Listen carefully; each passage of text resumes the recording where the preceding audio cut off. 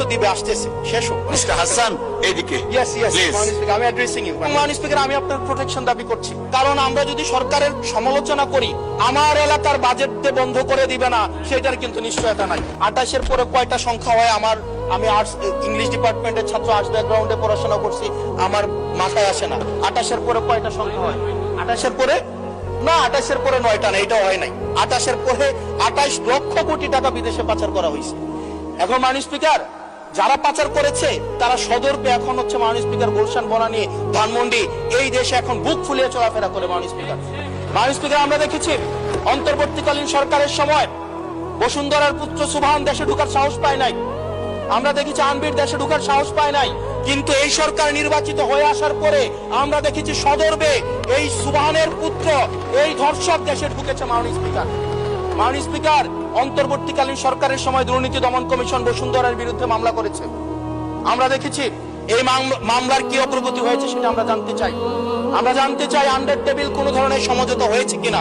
যদি সমঝোতা না হয়ে থাকে তাহলে তাদের বিরুদ্ধে আইনগত ব্যবস্থা নিতে বাধাটা কোথায় সেটা বাংলাদেশের মানুষের সামনে প্রকাশ করতে হবে। মাননীয় স্পিকার, অন্তর্বর্তীকালীন সরকার এই বসুন্ধরা গ্রুপ যারা বিদেশি টাকা পাচার করেছে, মানুষের সম্পদ দখল করেছে এবং মিডিয়ার মধ্য দিয়ে আওয়ামী লীগের গুম খুন হত্যাকে যারা বৈধতা দিয়েছে তাদের খুঁটির জোর কোথায় সেটা আমরা জানতে চাই। মাননীয় স্পিকার, আমরা মাননীয় স্পিকার অবশ্য শুনতে পেয়েছি, বললে অবশ্য অনেকে রাগ করে।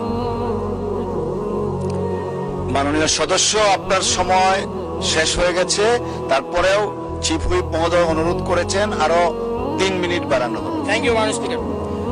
মাননীয় স্পিকার, আমরা শুনতে পেয়েছি বা দেখতে পাই এবং সরকার দলেরই অনেকে মাঝে মাঝে আমাদের কাছে এসে দুঃখ প্রকাশ করে যে আসলে আমরা জেল খেটেছি, আমরা কষ্ট করেছি, আমাদের সন্তানদের সাথে আমরা থাকতে পারি নাই, কিন্তু আমাদের দলে কিছু কিছু মানুষ বসুন্ধরার অ্যাডভাইজর হিসেবে কাজ করে, তাদের মিডিয়ার অ্যাডভাইজর হিসেবে কাজ করে। মাননীয় স্পিকার, যেই মিডিয়া তারেক রহমানকে, মাননীয় প্রধানমন্ত্রী তারেক রহমানকে দেশদ্রোহী হিসাবে ফ্রেমিং করেছে, সেই মিডিয়ার অ্যাডভাইজর হিসেবে আজকে বসুন্ধরা গ্রুপে আজকে এই সরকার দলীয় সংসদ সদস্যদের অনেকেই তারা সেখানে যুক্ত। মাননীয় স্পিকার, এটা আমাদের জন্য না, বরং তাদের সহকর্মীদের জন্য এটি তাদের হৃদয়ে রক্তক্ষরণ হয়, সেটি আমরা জানি। মাননীয় স্পিকার, এই বসুন্ধরার বিরুদ্ধে যারা কথা বলে তাদের বিরুদ্ধে মিডিয়া লেলিয়ে দেওয়া হয়।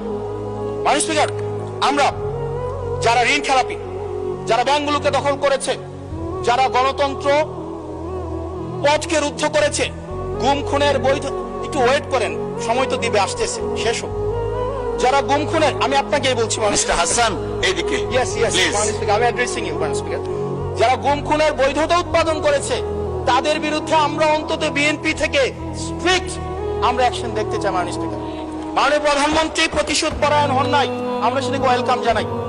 মাননীয় স্পিকার, প্রতিশোধ পরায়ণ না হওয়া আর সুবিচার নিশ্চিত না করা দুইটা এক না। মাননীয় স্পিকার, আমরা ওয়েলকাম করি উনি প্রতিশোধ পরায়ণ হন নাই, ব্যক্তিগত রাগ ক্ষোভের ঊর্ধ্বে উনি উঠতে পেরেছেন, কিন্তু আমরা এটা ওনার কাছ থেকে শুনতে চাই, উনার দলের কাছ থেকে শুনতে চাই গুম খুনের হত্যার উনি সুবিচার নিশ্চিত করবেন, উনি আইনের শাসন নিশ্চিত করবেন এবং এতদিন ধরে যারা নিয়ন্ত্রিত মিডিয়ার মাধ্যমে এই ফেসিবাদের পক্ষে যারা বয়ান উৎপাদন করেছেন তাদের বিরুদ্ধে উনি সুবিচার নিশ্চিত করবেন। মাননীয় স্পিকার, আমাদের প্রতিহিংসার কথা বলছি না, প্রতিশোধ পরায়ণতার কথা বলছি না। মাননীয় স্পিকার, আজকে এই জায়গাতে আমরা আবার